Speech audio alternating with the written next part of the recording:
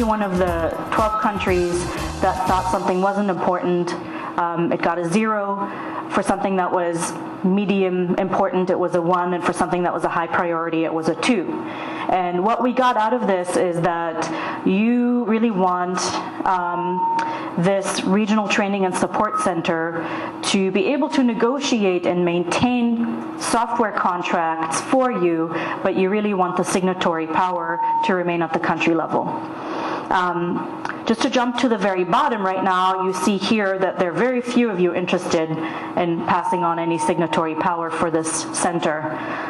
So that's obviously not going to happen. So the second item is training. So very clear support for the idea that there be a regional training center.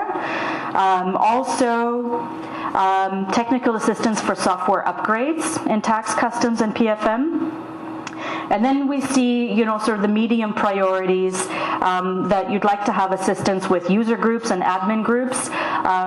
To explain what that means to anyone who might not have been part of this process in the past, the idea is to have the administrators of a certain software in one country have close collaboration with administrators of the same software in another country so that they can troubleshoot together, find solutions to common problems together, learn from each other, and really have that be a structured collaboration so that and it would be coordinated by the regional training and support center. At the same time, user groups could also learn from one another, so internal end users in one country would be able to network and liaise with internal end users from another country. So that's that sort of medium level priority. We see also assistance with regular maintenance of systems is something that some countries were interested in, and then help desk support is one of those areas where some countries are very interested in it. Some countries already have that functionality, so they're less interested in it, and that's probably one of the areas we'd need to flesh out a bit more. But at least there are very clear messages on negotiations and maintenance of contracts. All right, let's move on. So the first area is training, and I'm touching on it in this presentation. We won't spend too much time on it here because there's another separate presentation on the regional ICT training plan. But in essence, the idea is to have the center provide training for tax, customs, and PFM software in order to allow your staff to be able to maximize their capacity, to be able to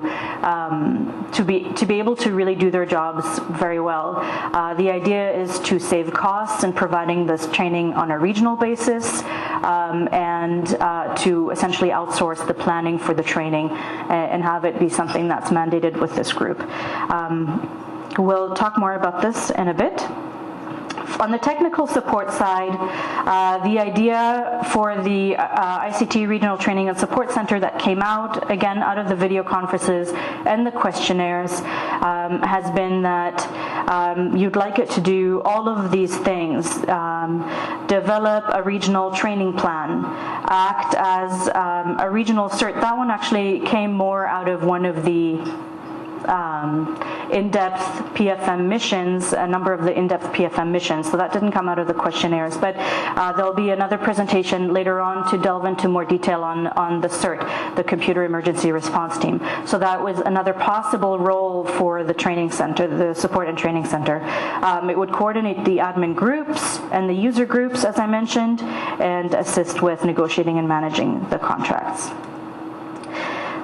For governments, the policy advice that it could offer relates to interoperability frameworks, common technical standards that would help for interoperability between the 3 core main systems, but where needed, also interoperability between countries, if that's something that's of interest, though the questionnaires didn't identify that as a high priority. What it did identify as a very high priority was interoperability between the systems, the tax, customs, and PFM systems.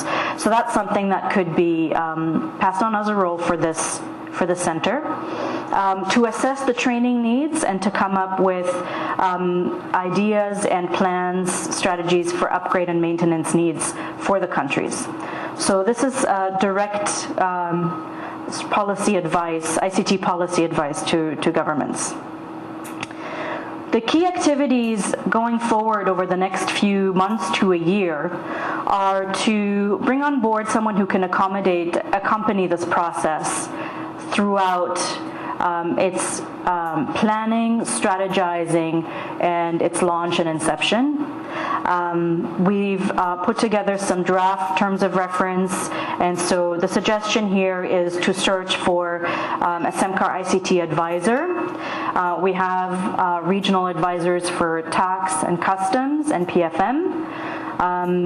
We don't, as of yet, have an ICT regional advisor, so that person would be helping in making sure that this gets off the ground very well, since we're all very busy in the country specifically. A consultant, so this we're thinking could be done in approximately 3 months. The business plan for the center would be developed by this consultant with a very strong focus on sustainability. So what we've heard from you is that, and we've heard this also from the steering committee, that we don't want another new institution in the Caribbean that will require annual subsistence fees from the countries. So that's certainly a point that's come out loud and clear, and that the business plan for the center would have to be very much focused on sustainability. So this is something that we could foresee in approximately 6 months. The host selection would be next. And what we would propose here is a fully competitive and transparent process that will select a host institution, and that host institution would receive a grant from SEMCAR to set up this regional training and support center. And the process would probably be in motion in approximately 9 months. Who might host this regional training and support center? It could be an existing ICT training center in one of the countries. It could be a regional organization with ICT e-government mandate. It could be a consortium together with a Caribbean university that deals with IT training, that has some, academic experience in this area. It could also be a virtual or online partnership or consortium. And here we're thinking it doesn't necessarily need to be a bricks and mortar institution. It could also be something that exists in each country and is connected online or virtually. So really, we're keeping it quite open.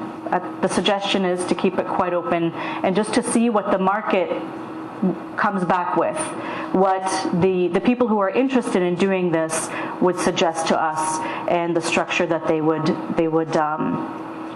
come back with, and see how creative they are and entrepreneurial they are with it. What would the host need to have? International recognition, appropriate accreditation, experts qualified to provide this technical assistance and training, and as I mentioned before, it could be bricks and mortar or virtual or a combination of both. So some of the criteria that we've put together to define what the evaluation criteria would be in the process of selecting the host. So of course cost effectiveness plays a big role. We're looking at people who've got expertise in ICTs for tax, customs, and PFM, expertise in emerging and cutting edge technology, high quality human resources with in-depth knowledge, and their proposal to ensure sustainability would be something that we would have to take a very close look at. Political and vendor neutrality would be important, and proposals for technical support programs and capacity building plans that mitigate staff turnover risks. So we've heard from you on several occasions that one of the main challenges to training is a high level of turnover and attrition. Within government, people move from one department to another.